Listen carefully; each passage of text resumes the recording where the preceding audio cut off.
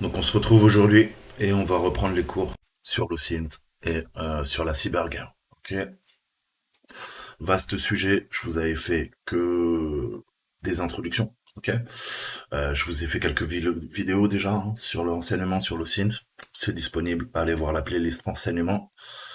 Je ferai peut-être une nouvelle playlist OSINT. Je suis en train de réfléchir à tout ça.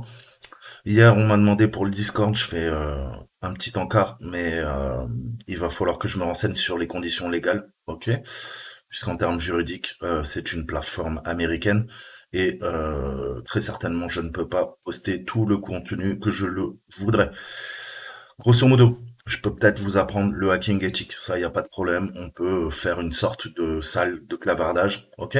On pourra tous discuter et s'entraider sur les CTF. Ça, je pense que c'est tout à fait possible.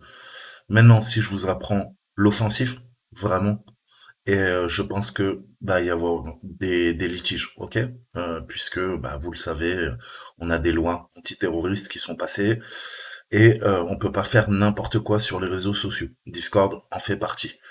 Donc je sais qu'il y a des gens qui se sont fait sauter maintes et maintes fois leur Discord parce que malheureusement le hacking, eh ben c'est un sujet sensible comme vous le savez. Autant on peut s'en servir pour se défendre, autant on peut s'en servir pour attaquer. Donc je vous ai dit que ça viendrait, mais il faut que je me renseigne un peu plus sur ce que je peux faire et ce que je ne peux pas faire. Ok. Le dernier truc que j'ai envie, c'est de passer du temps à foutre en place un bon Discord pour se le faire sauter quelques semaines ou quelques mois après. Ok. Donc ça va prendre du temps. Vous savez très bien que bah ouais, si on parlait de bonbons, ça serait beaucoup plus simple pour moi. Mais c'est pas le cas. Mais revenons à notre sujet d'aujourd'hui. Je vous ai dit l'OSINT, c'est déjà faire de l'OSINT de l'OSINT. Ok. Qu'est-ce que j'entends par là? Bah, je veux me renseigner sur l'OSINT, et ben j'ai fait moi-même de l'OSINT et je vais récupérer les papiers. Je vais dans les bases de données des universités, je vais récupérer les informations que je trouve pertinentes. C'est un excellent exercice. Donc, qu'est-ce que j'ai fait pour... Eh ben, je suis allé faire de l'OSINT et j'ai récupéré quoi? J'ai récupéré des données, ok, de l'université, du département de l'information et des communications. Au niveau de l'ingénierie, c'est l'université de Murcia en Espagne. Et on va voir des doctorants qui ont fait leur thèse en partie. Et on va traiter aujourd'hui de l'OSINT. On va voir ses opportunités, ses challenges et les futures tendances. Et comme son nom l'indique, c'est une mine d'or. Ok. Donc on va revoir le concept d'OSINT. On va voir comment l'appliquer. On va revoir un peu les bases du Google Dorking. On va voir les points névralgiques que vous devrez attaquer pour rechercher des informations pertinentes sur vos cibles.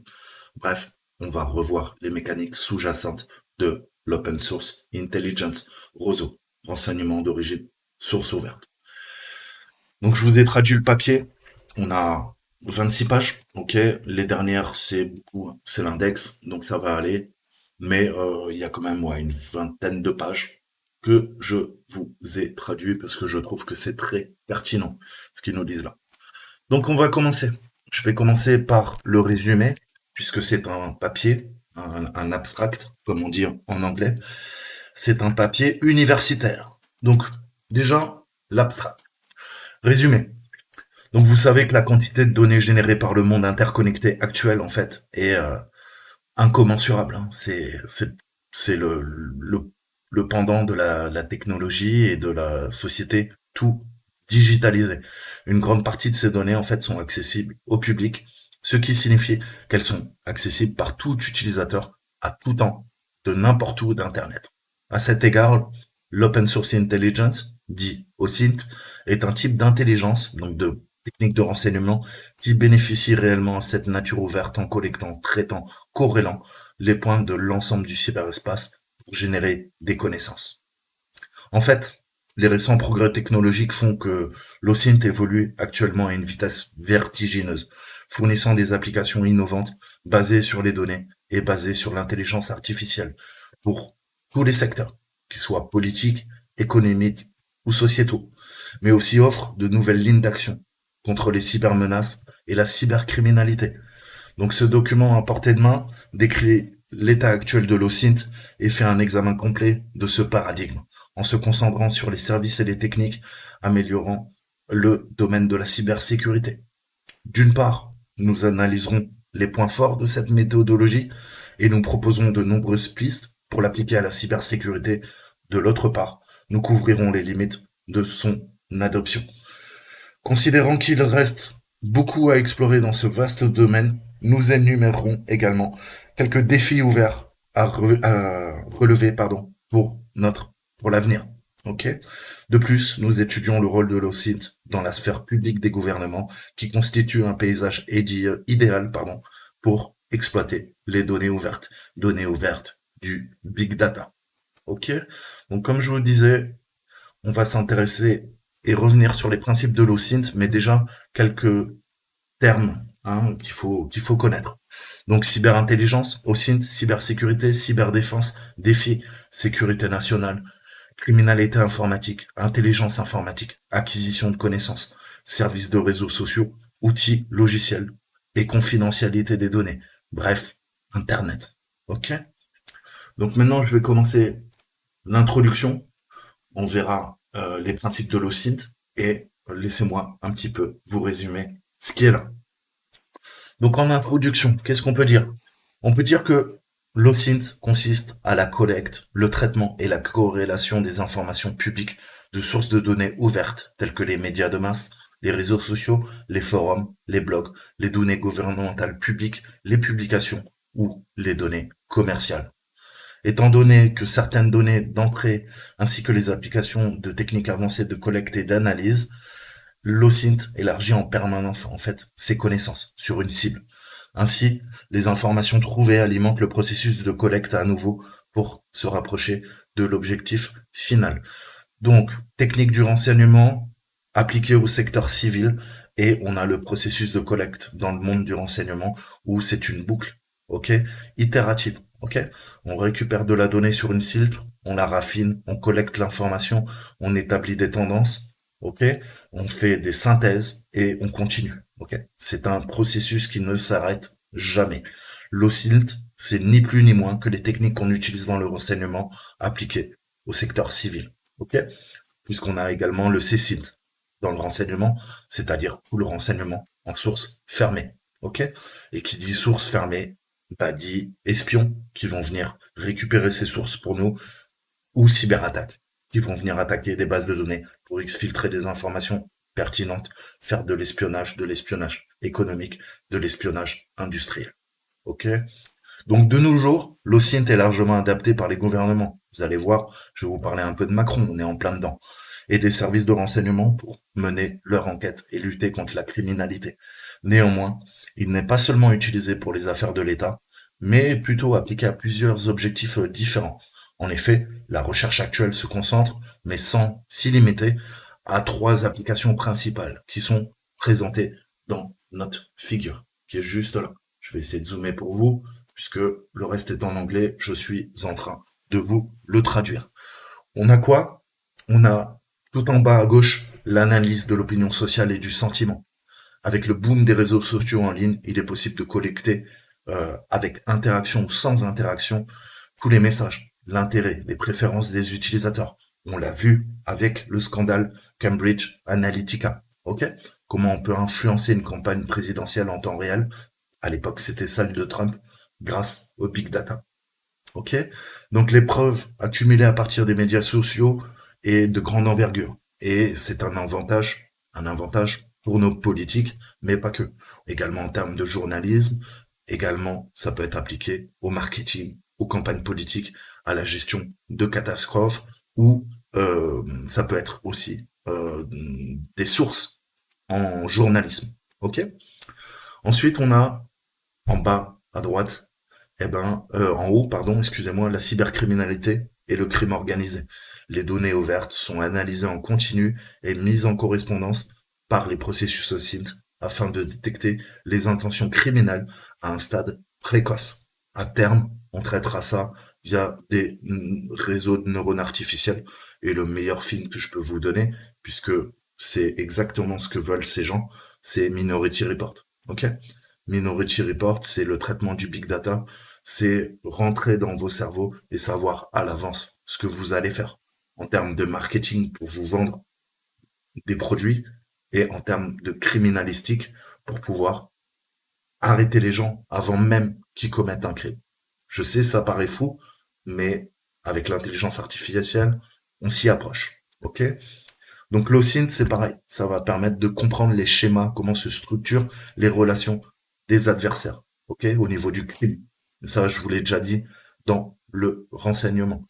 Donc c'est vraiment la mise en adéquation de tout ça avec, bah, bien sûr, pour les forces de sécurité, la possibilité de détecter rapidement des actions illégales.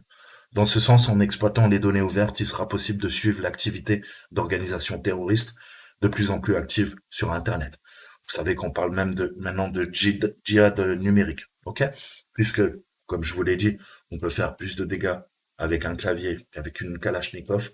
On va avoir une transition dans ces 25 prochaines années vers un terrorisme digital. Ok? Donc, il faut vraiment s'intéresser à ça, puisque c'est l'avenir, c'est ce qui nous pend au nez. Ensuite, je vais vous parler en bas, en sécurité et cyberdéfense. Donc, on a ce qu'on appelle le TIC, TIC, ok? C'est l'information et les technologies de communication. Elles sont continuellement attaquées par des criminels dans le but de perturber la disponibilité des capacités des services fournis. On peut parler de DOS, de DDoS. La recherche devient donc cruciale pour défendre ces systèmes contre les cyberattaques. Concrètement, en faisant face aux défis qui restent ouverts dans le domaine de la cybersécurité. En ce sens, les données, les sciences ne sont pas seulement appliquées au pen testing aussi. On parle aussi également de prévention, de protection préventive des organismes et des entreprises étatiques ou des grosses sociétés. Concrètement, l'exploration de données techniques peuvent aider en effectuant une analyse des tactiques, les corréler, soutenir la prise de décision au niveau des processus pour une défense efficace, mais aussi pour une prompte réaction. C'est ce qu'on appelle dans le monde militaire, et c'est appliqué dans le monde de la cybersécurité, de la cyberdéfense, c'est le threat intel, ok? L'analyse de menaces. L'analyse de menaces, dans l'armée, on va analyser la menace, on va la catégoriser, on va la classifier, ok? On a un niveau de menace, un niveau d'alerte, DEFCON, dans l'armée américaine, ok? Donc toutes ces techniques, encore une fois, je vous ai dit, c'est comme la technologie. La plupart, 98% de la technologie qui vient de la Silicon Valley vient du complexe militaro-industriel. Ok? Elle existait il y a déjà 30 ans, 50 ans dans le monde militaire, dans le monde du renseignement, et maintenant vous l'avez dans vos poches dans le secteur civil. Ok? Donc on voit qu'on a toujours un décalage, un effet miroir. Ok? Le monde qu'on connaît tous, nous civils, et le monde plus opaque, le monde occulte, le monde souterrain, le monde du renseignement, le monde militaire. Ok? Donc, de la même manière, l'OSINT peut également être considéré dans ce contexte comme une source d'information pour faire des traçages, des retraçages au niveau des enquêtes et essayer de comprendre ce qui s'est passé. L'analyse numérique, médico-légale par exemple, peut incorporer des techniques d'OSINT pour compléter le numérique et ajouter des preuves qui ont été laissées lors d'un incident par la partie adverse, par les criminels. Ok?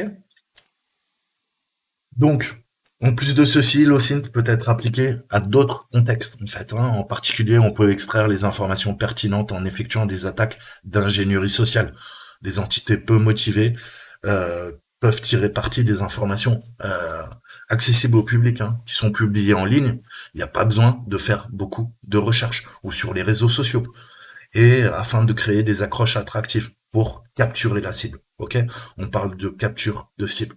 De plus, il est possible d'effectuer l'évaluation automatique de la véracité des données ouvertes visant à la divulgation de fausses nouvelles ou de deepfake. Ok, ça c'est la guerre informationnelle. Vous savez que avec l'évolution de l'informatique et de l'intelligence artificielle, maintenant, en effet, on peut via des sock puppets, comme je vous le disais, créer de fausses nouvelles. Ok, et le deepfake, ça va encore plus loin, puisque c'est tellement bien fait que on ne sait plus qui est faux, qui est vrai, qui est réel, qui est irréel, qu'est-ce qui est une illusion créée de toutes pièces. Donc ça va poser de gros problèmes au niveau de nos sociétés en termes démocratiques Et en termes de guerre de l'information, eh ben c'est pareil. Ok, je peux vous citer, l'histoire est remplie de ces événements où on a fait des attaques sous faux pavillons euh, et on a déclenché des guerres. Ok, avec un prétexte fallacieux. Donc si ce prétexte fallacieux maintenant on peut le fabriquer de toutes pièces grâce à l'informatique, eh ben ça va engendrer encore une fois des techniques de ruse militaire et en termes géopolitiques, ça risque de fragiliser les différents pays du globe. Ok. Donc néanmoins, il est important de noter que l'utilisation des données publiques est également un problème hein, au niveau de la compromission. D'un côté, on a l'Union européenne qui veut protéger, et c'est bien, la protection des données avec le RGPD, qui limite un tant soit peu le traitement des données personnelles relatives aux personnes physiques, des données personnelles relatives aux personnes physiques dans la zone UE. D'autre part, il existe une forte éthique et une composante qui est liée à la vie privée des utilisateurs. On peut pas faire n'importe quoi. C'est pour ça que on a eu le durcissement, mais au moins on a légiféré. Je peux vous citer pour la France les lois de promulgation militaire, 1, 2, 3, ok, qui ont défini un cadre légal. Avant on espionnait tout le monde, ok, mais on n'avait pas le droit. C'était cette fameuse zone grise. Maintenant, on espionne tout le monde et on a le droit. Donc vous allez me dire, ouais, c'est un peu fallacieux. Mais au moins, il y a un cadre, ok? Parce que qui dit cadre légal, eh ben, ça veut dire aussi que les services de renseignement sont en roue libre et font ce qu'ils veulent, ok? Et dans une démocratie, si vraiment on est des démocraties, ça, après, je vous laisserai débattre. En tout cas, on est des républiques, ça c'est sûr. Eh ben, est-ce que c'est bon ou pas que les services de renseignement puissent faire tout et n'importe quoi? Donc en particulier, on a le profilage des personnes. Ok, ça on l'a vu avec Cambridge Analytica. On pouvait révéler les données personnelles telles que bah, les préférences politiques, les orientations sexuelles, les religions, les croyances, entre autres. Hein. De plus, l'exploitation de ces grandes quantités d'informations peut conduire à des abus, résultant en faisant du mal à des innocents par le biais de la cyberintimidation, des ragots ou des cyberagressions. Je rappellerai que les printemps arabes, hein, Algérie, Tunisie, Maroc, Égypte et j'en passe, euh, les pouvoirs en place utilisaient des moyens techniques d'espionnage vendus par les Occidentaux, on citera pas de pays, mais la France en a vendu, qui ont permis à ces dictatures hein, de mettre en place des moyens coercitifs et de tracer les opposants au régime. C'est pour ça qu'il y a une partie des Anonymous qui s'est battu pendant, on en reparlera, pendant les printemps arabes pour amener tous les moyens cryptographiques, connexion à tort, aux opposants, voire contourner les systèmes de protection. Allez voir les systèmes Blue Coat, ok, américains, qui permettent de filtrer. Ce sont de grands pare-feux qui permettent de mettre en place, un peu comme chez les Chinois en fait, hein, une sorte de grande muraille et de filtrer toutes les communications à l'échelle d'un pays, ok. C'était techniquement impossible il y a une quinzaine ou une vingtaine d'années. Maintenant, dans le secteur militaire, du renseignement, on a tout à fait la possibilité de filtrer les communications à l'échelle d'un pays, même d'un continent. Ok. Donc ça, faut pas être dupe non plus. Donc, le papier à portée de main est une extension proposée hein, qui englobe le présent et l'avenir de l'OSINT en analysant ses points positifs et négatifs, en décrivant des manières d'appliquer ce type d'intelligence, d'énoncer l'avenir, les orientations pour faire évoluer le paradigme. Ok. Donc, on a la DML, ok, c'est la détection de niveau de maturité qui permet de résoudre le problème d'attribution sous un autre angle dans le cadre des cyberattaques. Ok, quand on fait une enquête en fait. Hein.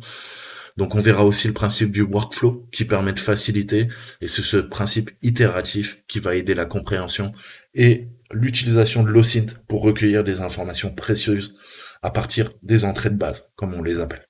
De plus, l'objectif sera de simuler les recherches avancées sur cet écosystème qu'on appelle OSINT. La portée d'un tel écosystème est assez large, allant de la psychologie, la société, les sciences sociales, pardon, le contre-espionnage ou le marketing. Je vous ai dit, le hacking, c'est multidisciplinaire. Et l'OSINT fait partie de la branche des sciences humaines. Ok? Fait partie de la branche de la psychologie. Fait partie de la branche de l'ingénierie sociale. Ok? Donc je vous disais, ça peut être utilisé, regardez la puissance que peut avoir un président hein, de la République aujourd'hui avec les réseaux sociaux. Regardez Macron, On sait qu'il contrôle déjà tous les médias. Maintenant, il contrôle aussi les réseaux sociaux. Je vous rappellerai que c'est pas le seul. Hein. Hollande, Sarkozy l'ont fait avant. Ils ont toujours reçu en grande pompe. Hein. Je peux vous citer Mark Zuckerberg, qui est venu à l'Élysée manger plusieurs fois. Ok, on voit des sociétés comme Palantir ou Incutel, ok, qui sont des sociétés écrans, ou Microsoft, qui commencent à rentrer en France pour traiter le big data. Donc ça peut être quelque peu inquiétant parce que qui parle de souveraineté dit on devrait faire ça avec des sociétés françaises. On voit qu'on a des filiales de la CIA qui traitent le big data en France, ok. Et on n'en parle pas trop, hein, parce que ça fait un peu tâche. Donc, le président, vous l'avez vu, hein, il a joué sur les réseaux sociaux, il sait qu'il doit récupérer avant les élections une grosse part de son électorat. Qu'est-ce qu'il a fait? Il est allé voir ses deux potes, hein, Carlito et McFly, et il a fait le buzz sur Internet. Qu'est-ce qu'on voit? Le Big Data dit que des semaines après son intervention à l'Élysée avec Carlito et McFly, il est en train directement de remonter au niveau des sondages chez le jeune électorat. On parle des 15-25, ok. Donc ils sont pas tous en état de voter, naturellement, puisqu'ils sont pas majeurs, mais on voit très bien que ça a un impact direct, ok. La manipulation sur les réseaux sociaux, là il a fait du marketing, il a redoré son blason, son image de marque, et on voit la corrélation, ok. Grâce au big data, on sait qu'il a gagné des points auprès des jeunes. Donc vous voyez comment un homme politique aujourd'hui peut se servir du big data, et c'est pas le seul, pouvoir influencer son audience, ok? Et savoir s'il gagne des points ou éventuellement si les politiques qui sont appliquées dans le pays sont suivies ou peuvent être détestées, ok? Si on parle de confinement et toute cette crise du Covid. Mais ça permet à nos politiques de savoir où ils vont et le big data c'est une arme mais extrêmement puissante, ok? Puisque vous pouvez manipuler, ok, l'opinion publique, puisque vous savez en temps réel comment elle réagit. Vous avez un avantage concurrentiel sur votre adversaire, ok. Donc c'est pas encore une fois, hein, il n'y a pas que les cyberattaques, il y a aussi ce côté d'ingénierie sociale et nos politiques s'en servent et pas que, et ça peut être assez dangereux, hein, pour des démocraties. Donc voyons un petit pas où on est l'OSINT, ok. Donc l'OSINT, on doit traiter un gros paquet d'informations et la complexité, c'est que, en effet, si on n'a pas des bonnes bases de données, des bons outils, c'est dur de corréler, de filtrer l'information. Ok. On a une grosse capacité en termes de calcul informatique, mais encore une fois, si on n'a pas les bons algorithmes, ça reste de la donnée qui n'est pas raffinée. Donc, on peut rien en faire. Ok. Tout le principe, c'est qualifier, quantifier, organiser la donnée grâce au machine learning, grâce au big data. Mais à l'inverse, on peut s'en servir également pour faire de la mauvaise information, de la mal-information, comme on l'appelle aujourd'hui, ou carrément des fake news. Ok. Donc, on voit qu'on a une complémentarité au niveau du type de données. C'est ce qu'on prend en entrée. Et il faut s'assurer également de la corrélation au niveau de nos sources et voir si c'est fonctionnel et c'est fiable. Ok. Et c'est pareil, on a beaucoup d'objectifs, hein, et on peut faire plein de choses avec l'OSINT, mais ça pose des problèmes comme le renseignement, comme l'intelligence au niveau de l'éthique, ok, et des considérations légales. Qu'est-ce qu'on peut faire, qu'est-ce qu'on peut pas faire, ok. Si on vivait tous dans des dictatures, ces questions ne se poseraient pas. Mais là, comme on est des semblants de démocratie, il faut quand même penser au cadre légal et au cadre éthique, ok. Donc, mais la question se pose de moins en moins, puisqu'avec le terrorisme, regardez maintenant avec la crise du Covid, on est en train de pousser dans la tête des gens que l'intelligence artificielle va vous contrôler. Il y a des algorithmes qui contrôlent déjà toutes les caméras de surveillance, et vous vivez déjà dans une société de surveillance de masse, mais maintenant on va avoir l'intelligence artificielle façon Minority Report qui va suivre vos moindres faits et gestes, ok? Que vous soyez sur Internet ou dans la rue. Donc là, allez voir Black Mirror, repensez à il y a 5, 6, 7 ans On disait, ah, les Chinois, c'est des dictatures, il y a que chez eux que ça pourra arriver. Là, pour les Jeux Olympiques, pour la Coupe du Monde, ça va arriver chez nous, ok? Pourtant, on n'est pas des dictatures. Je vous laisse méditer. Revenons à nos moutons. Donc, l'état de l'art. Aujourd'hui, l'OSINT, c'est quoi? Comment il a évolué? Et qu'est-ce qu'on peut en faire?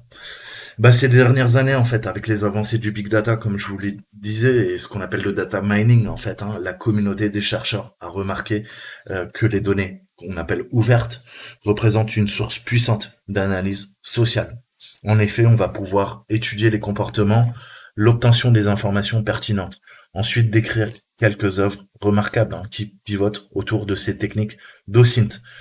Concernant l'utilisation de l'OSINT, eh ben, comme je vous disais, pour un homme politique, on va pouvoir extraire opinion et émotion. On va pouvoir dresser un modèle, ok? Et savoir ce que pensent, via un mot-clé, via les réseaux sociaux, savoir en temps réel ce que pensent les utilisateurs. Notamment en étudiant, eh ben, les adjectifs, ce qu'on appelle les intensificateurs, c'est-à-dire tous ces mots, hein, qui vont pousser à la publication de tweets ou qui vont entraîner des réactions sur les réseaux sociaux, en bien ou en mal. Mais malheureusement, c'est une solution simple en fait, hein, qui est basée sur la sémantique, uniquement sur les mots-clés. Euh, et bah, il peut y avoir aussi d'autres analyses hein, qui peuvent être poussées. Ok, Facebook a notamment fait des études en interne sur le niveau de stress de l'utilisateur. Et en fonction de son stress ou en fonction de son plaisir, eh ben, il traitait les informations des utilisateurs et il proposait du contenu aux utilisateurs qui était différencié. Là, si on pense aux implications, ça fait un peu froid dans le dos.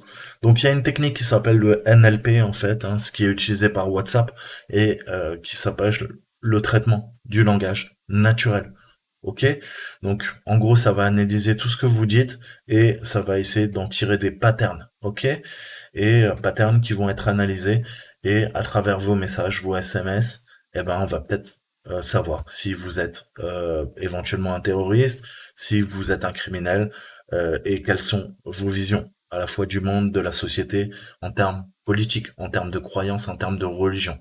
Ok? Donc avec le big data, on peut faire énormément de choses. On n'a pas besoin d'être une agence de renseignement, puisque vous savez qu'aujourd'hui, les réseaux sociaux sont presque aussi plus puissants que les agences de renseignement. Et qui a financé les agences, qui a financé les réseaux sociaux? Ce sont justement les agences de renseignement. Ok? Ne soyez pas dupes. Donc, dans le contexte de la cybercriminalité et du crime organisé, on a également plusieurs travaux hein, qui sont mis en place pour analyser et créer des frameworks pour trouver et engager des poursuites au niveau des coupables. Donc tout ça, comme je vous le disais, on peut aussi la coupler hein, à l'analyse médico-légale, ce qu'on appelle l'analyse forensique criminalistique. Ok. Donc ça permet de travailler. Hein. On a le projet Casper et e-Police au niveau de l'Europe et on voit que ce modèle peut être appliqué aussi hein, en cas de propagande djihadiste. Ok, on va tirer des graphes, on va essayer de comprendre qui fait quoi. Ensuite, on a la criminalité organisée hein, qui est émergente et c'est pareil, on va pouvoir également adapter cette technique hein, via les réseaux sociaux, via le data mining et trouver des indicateurs au niveau de la criminalistique. Ok, récupérer des informations via un SIEM, hein, ce qu'on appelle donc un système de sécurité de l'information et de gestion des événements qui va réagir, hein, par exemple, aux vulnérabilités. En temps réel, en cybersécurité, on se sert des SIM pour essayer de trouver des indicateurs de compromission et savoir s'il n'y a pas des cyberattaques qui sont en cours. Mais ces SIM, on peut les coupler également à des techniques d'OSINT. Ok? Et donc, on voit la fusion, hein, comme je vous parlais de la fusion du cyberespace, on voit la fusion des techniques de hacking, des techniques de renseignement, des techniques de récolte d'informations, et on voit l'émergence donc de toute une palette de techniques qui avant étaient traitées individuellement. On avait des grands spécialistes de chaque, et maintenant on voit que il faut merger, il faut fusionner toutes ces techniques, se servir du deep web, se servir du dark web comme on l'appelle aujourd'hui et corréler les informations. OK? Donc Depuis quasiment 50 ans, hein, l'OSINT a grandement évolué et surtout, je vous disais aujourd'hui, l'évaluation de la véracité. Qu'est-ce qui est vrai, qu'est-ce qui est faux avec les fausses nouvelles, avec les deepfakes, bah ça engendre de nouveaux, euh, comment dire, nouvelles dynamiques qu'il va falloir combler et qu'il va falloir creuser puisque, bah en effet, ça peut déstabiliser nos sociétés modernes. Donc on va voir les avantages de l'OSINT et ses limitations. Comme toute technique, il y a du pour, il y a du contre. Ok? On va essayer de résumer ça. Déjà, on a une énorme quantité d'informations disponibles. C'est ici. Ok? Laissez-moi vous le dire. Hop. Énorme quantité d'informations. Ok? Ensuite, on verra le traitement de l'information, le big data et les machine learning et ses limitations. Donc déjà, qu'est-ce qu'on peut dire? Bah oui, on le sait, un grand volume de sources, d'open source, donc de sources ouvertes, sont disponibles. Il faut les analyser, les corréler, les relier. Hein, ça comprend les réseaux sociaux, les documents, les rapports publics du gouvernement, des contenus multimédia en ligne, des journaux, et même bah, le deep web ou le dark web, entre autres. En fait, le deep web, le dark web, hein, contiennent encore plus d'informations que l'Internet, hein, que connaissent la plupart des utilisateurs. Pour pouvoir accéder à ces réseaux, il est nécessaire d'utiliser des outils spécifiques, hein, des réseaux décentralisés type Tor, car leur contenu n'est pas indexé par les moteurs de recherche traditionnels. Contrairement au web de surface, comme on l'appelle, eh ben, le deep web offre l'anonymat relative et la confidentialité aux utilisateurs qui l'utilisent. Cette propriété permet aux criminels d'employer ce réseau afin de surfer, d'effectuer des recherches, de publier des informations illégitimes ou illégales en masquant leur identité. Par conséquent, le dark web est une source idéale pour appliquer l'OSINT et lutter contre la cybercriminalité, le crime organisé ou les cybermenaces. D'autre part, la poursuite et les techniques de désanonymisation de ces personnes sont d'actualité et sont des défis non triviaux, puisque vous savez que toutes les agences de renseignement cherchent à désanonymiser notamment Tor, ok, en l'affaiblissant. Et vous avez vu, si vous avez suivi un peu l'actualité, ce nombre de groupes, hein, criminels qui utilisaient des téléphones auxquels on avait retiré toutes les puces. Hein, ils communiquaient pas sur le réseau GSM, ils passaient que par des messageries chiffrées. Et pourtant, ça n'a pas empêché Interpol, avec l'action de toutes les polices, de démanteler ces réseaux. Donc, posez-vous la question, est-ce que le dark web est encore source d'anonymat? Je le crois plus trop vraiment, en tout cas à terme, d'ici 10-15 ans, euh, eh ben, ça ne sera plus le cas, ok? Surtout avec l'arrivée des systèmes quantiques, ok, dans le secteur militaire, dans le secteur du renseignement, je pense qu'ils ont une longueur d'avance et donc ça va permettre de casser tous les systèmes de chiffrement, ok, et vous pourrez casser Tor sans aucun problème. Donc, qui dit affaiblir, casser les systèmes de chiffrement, c'est-à-dire rendre caduques toutes les techniques d'anonymisation qu'on connaît depuis la nuit des temps, depuis l'invention de l'informatique, donc depuis quasiment un siècle, via les algorithmes de chiffrement. Ça ne servira plus à rien. Ou il faudra utiliser des longueurs de clés qui sont impossibles pour la puissance de calcul qu'on a même aujourd'hui dans nos téléphones, dans nos ordinateurs. Donc ça va poser de vrais problèmes en termes bah, de vie privée et ça va mener la vie dure aux groupes terroristes, aux groupes criminels qui se réfugient sur le réseau Tor et les autres réseaux décentralisés. Donc la capacité de calcul élevée. Aussi, on a vu la loi de Moore, les processeurs et les GPU, donc les unités de traitement graphique, permettent d'effectuer des opérations en termes de collecte, de traitement, d'analyse et de stockage. Grâce à cette fonctionnalité, nous avons la possibilité d'appliquer l'OSINT en traitant de grandes quantités d'informations publiques, c'est ce qu'on appelle le traitement du big data et le data mining, et de tirer des graphes, des relations, des modèles mathématiques à partir du big data en entrée. Et ça, ce processus itératif de traitement et d'analyse, de raffinage de l'information, c'est ce qu'on appelle le data mining. Ok. Ensuite, on a le big data et le machine learning, en fait, hein. Prolifération et l'émergence de l'analyse et de l'exploration de données techniques, ainsi que des algorithmes d'apprentissage automatique qui peuvent automatiser, effectuer des enquêtes et des prises de décision, ainsi que des processus plus intelligents et efficaces. Ça permet de trouver des corrélations complexes qui sont naturellement imprévisibles pour nous, êtres humains. Ce point sera clé dans les activités futures au niveau de l'OSINT, car il marquera la différence entre l'humain et la recherche qui est dirigée par l'intelligence artificielle, ni plus ni moins.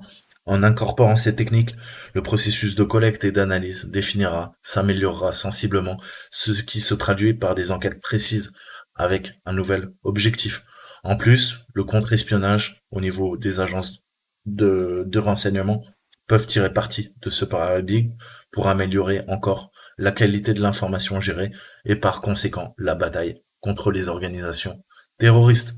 Ensuite, on a quoi? On a le type de données complémentaires. Donc, prolifération, on a vu. Maintenant, parlons de la possibilité d'alimenter l'OSINT avec d'autres types d'informations. Je vous ai dit, on a une fusion.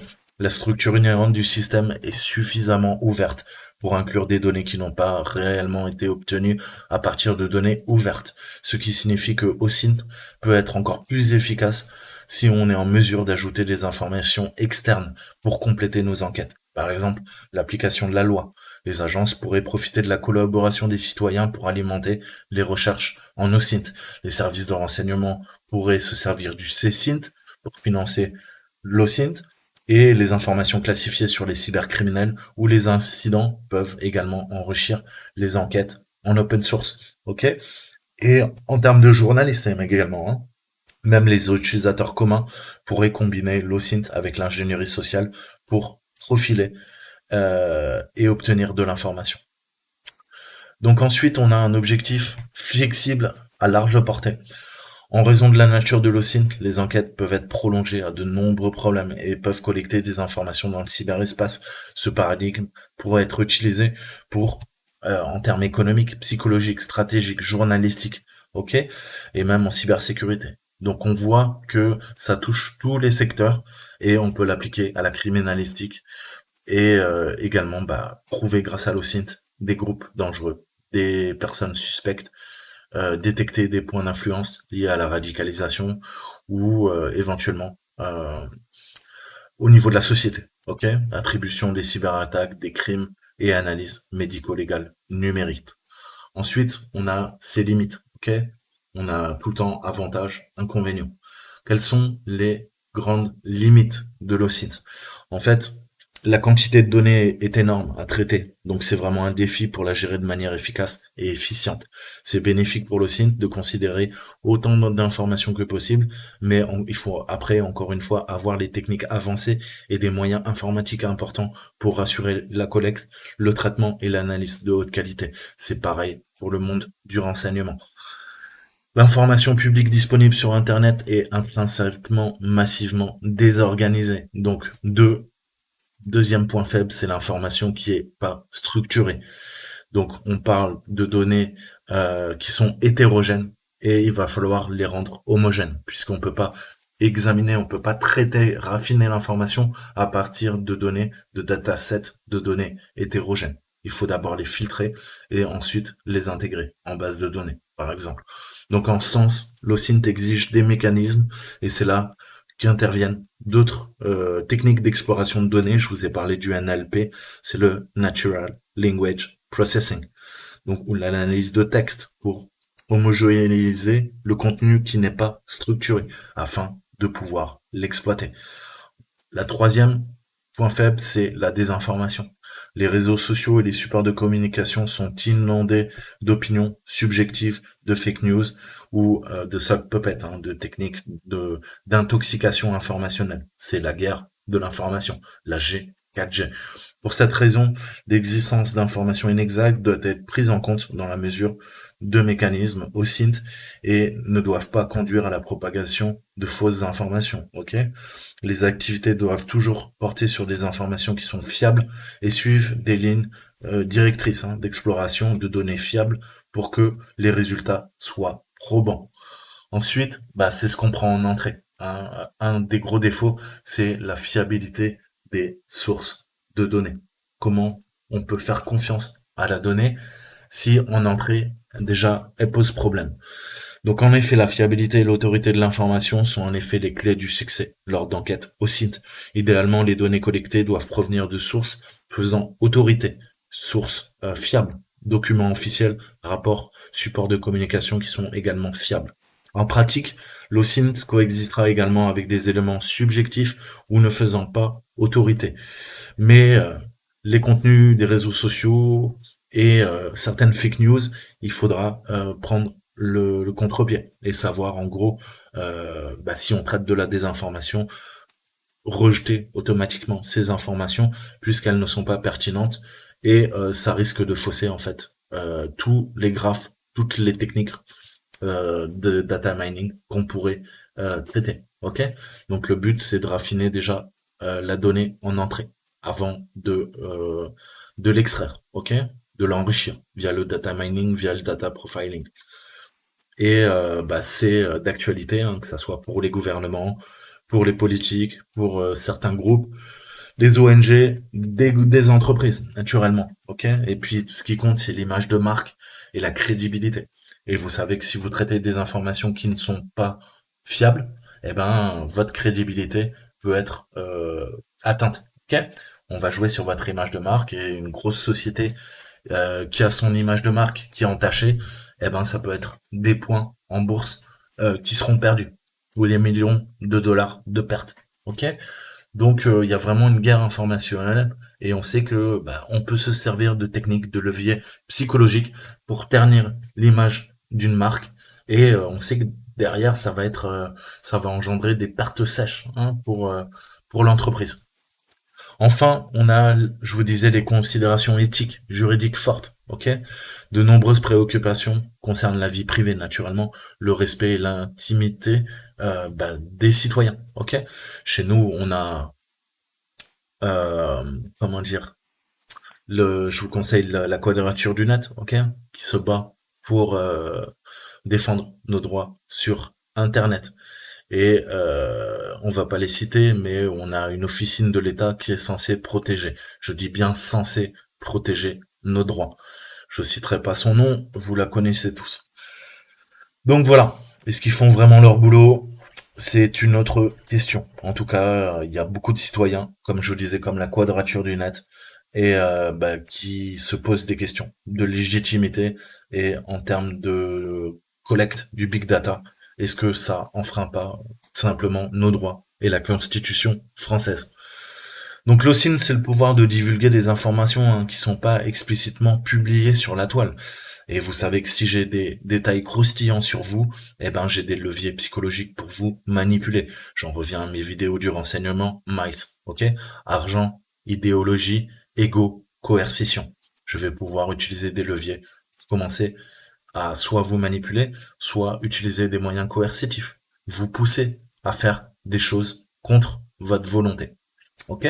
Puisque je peux vous faire chanter, je peux faire du blackmail. Je peux vous dire, ah, je connais tes orientations sexuelles, je sais ce que t'as dit au niveau de ta religion, tes croyances, je connais tes inclinaisons politiques, je connais tes comportements déviants sur Internet, ou même dans la vie, puisque je t'ai géolocalisé. Vous voyez où je veux en venir.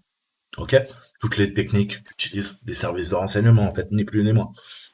Mais bon, aujourd'hui, toutes ces données et ces techniques, elles peuvent être utilisées par un Pékin moyen, un gars qui a quelques bonnes connaissances derrière son ordinateur. Donc se pose la question, l'accès au contrôle et aux méthodes d'identification et comment on peut extraire proprement, j'ai envie de dire, la connaissance.